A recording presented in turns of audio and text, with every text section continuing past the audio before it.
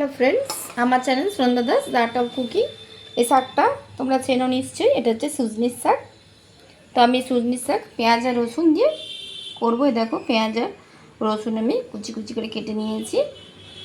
চলো আমার চ্যানেল সাথে থেকো, Sunanda Das the art of cooking. আর আমার ফেসবুক পেজও ফলো করো বন্ধুরা।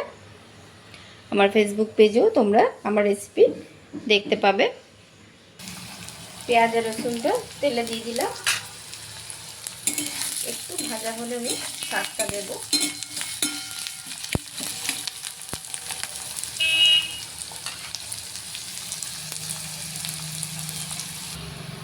হালকা ব্রাউন করে দেখো ভাজা হয়ে গেছে।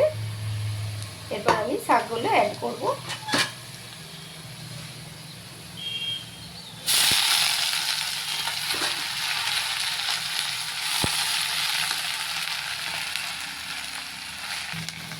দেখো জলটা কিন্তু বেরিয়ে গেলে একদম শাকটা কমে যাবে। দেখো সজনের শাকটা, এর সাথে আমি নুন অ্যাড করব। জলটা কমানোর পরে নুনটা অ্যাড করবে, যত বেশি হয়ে যাবে। তাই জন্য দেখো এই পর্যায়ে এলে আমি টেস্ট অনুযায়ী নুন অ্যাড করব। দেখো পেঁয়াজ রসুন আর দেখো অল্প শাকটা আরও কমে যাবে। তো আমি টেস্ট অনুযায়ী নুন দিয়েছি, এটা অল্পই নুন দেবে কারণ এই শাকটা আরও কমে যায়।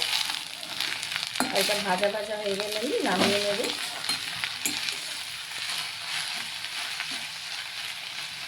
আর একটু ভাজা হবে।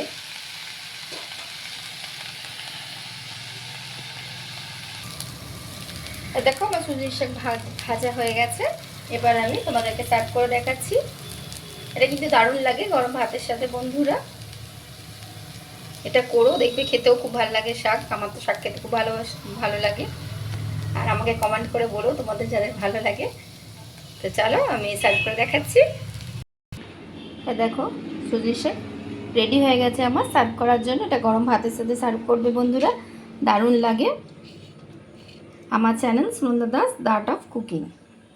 আমার চ্যানেলের সাথে প্লিজ থেকো, আর আমার ফেসবুক পেজও ফলো করো।